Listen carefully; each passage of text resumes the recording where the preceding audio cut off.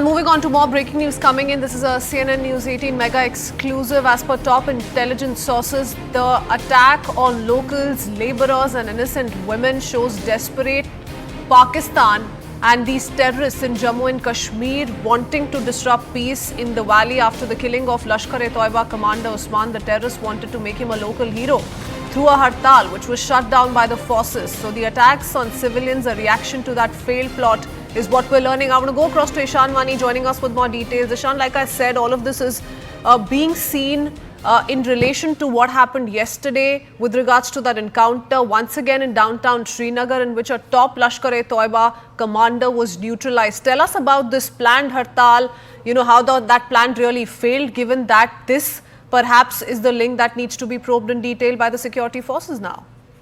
Well, yes, security forces will go into depth to really what they wanted to prove by all of this, because he was a very senior figure, the militant who was killed yesterday in Khanyar, and he has been instrumental in regard to the activities in Jammu and Kashmir when it comes to militancy from a very long time. Even the outfit that he belonged to has made no surprises by claiming that he was instrumental in what they termed as Kashmir's cause since 2000, and that means that he possibly, and sources are indicating, that has visited Kashmir earlier in 2000, then he went back, and then he was again instrumental in Kashmir.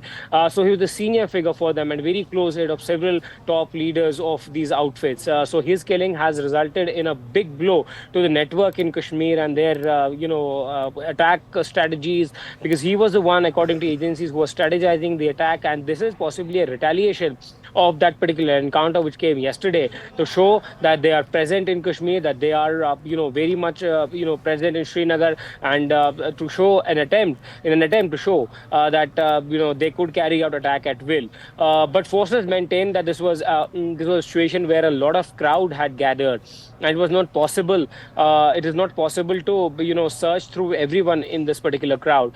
So it's also easy when you throw a grenade when the explosion happens, because there's chaos and people escape. So the attacker would have also ran, and it's hard to find him at the present moment. But there will be scannings of CCTV footages. Other devices will also be checked. Network locations are checked. There are deep investigations done by the agencies to check that who all were in that particular location. That then the matchings will be done. If there is somebody who is an overground worker who has been just tasked and given a grenade to throw it at that particular location in order to get the trust of these outfits, that is also a possibility, that he is not a full-fledged militant but can be an overground worker, and it can be his first job. And that is where it gets more tricky. So the forces will have to see the entire network, that whether it was a planned move to give tribute to what they have done in the past as well. Whenever there have been top commanders have been killed, generally they try to show these grenade attacks, or try to get attacks at the security forces in order to show that they are paying tribute to that particular militant, and it has happened in the past. So this could possibly be that. But yes, security forces are taking it very seriously, this attack, and that's why FSL teams have been dispatched. Other paramilitary forces are also at the station. They're trying to check that what was the grenade like, and trying to pick up pieces and bits so that they could investigate the entire case. Ishan, we see this recurring trend. First, it was Jammu division that saw an increase in terror-related incidents. After the kind of clampdown we've seen on part of the security personnel, the strengthened counter-terrorism grid across Jammu and Kashmir, we've seen that change in pattern. And it seems, given the example that we've just seen yesterday with that encounter in Srinagar and today this grenade attack, that the terrorists seem to be shifting to areas where their imprint had pretty much faded the last 2 decades.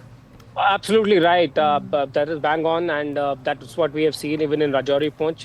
That those places were vacated and there was no presence of these militants, and they have tried to extend the number of forces footprint on the ground, and to basically ensure that there's a lot of security forces present on the ground, and to make an economical impact in a way that the lot of forces are stationed, shifted, moved, and because you have forces stationed in with China in line of actual control, then Pakistan on the border, and then there are certain areas where there were gaps, and they try to expose that. And given that Srinagar has been peaceful for more than a year now, there is the last encounter, except for yesterday, took place 2 years back. So it has been by and large peaceful, and the forces were very calm and happy about the situation. But now they have taken that vulnerability factor, that all is well, and they have created their room in all this while, and they are trying to now show their presence. Recall Sonmarg attack, one of the peaceful areas in Kashmir in the last 3 decades. Very less footprint of militants in Sonmarg and other areas,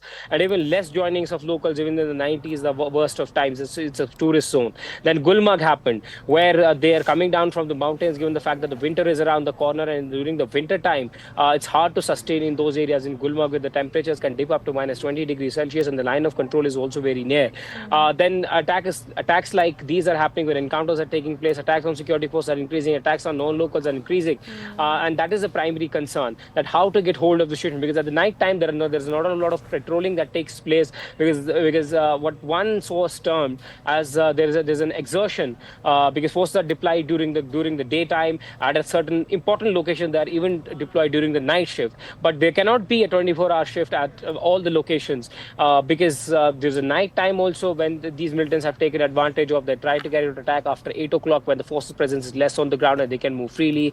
And because of the night being there, though, they have a factor in their mind that the CCTVs wouldn't catch them, and all of these factors are assessed by the security forces. And there needs to be a proper plan that we have seen in the past. If you recall, when Kashmiri Pandits were targeted, even back then there were concerns, but that also came to a grinding halt after some killings took place. But it took some killings to actually bring peace. But there have been stringent action by the security forces in terms of the NIA carrying out raids, in terms of the SIA carrying out raids, other agencies also pounding hard on the funding and narcotics in the Kashmir Valley, so that this could come to an end. But yes, gaps have been explored and exposed. That is no doubt about that. That the forces will have to see that how they will be able to contain the situation. Oh yes, absolutely. A reminder that the new government in the Union Territory will have to, or rather cannot afford to lower their guard, and this is the reason why the same needs to be looked at with a lot of attention. Many thanks, Ishan.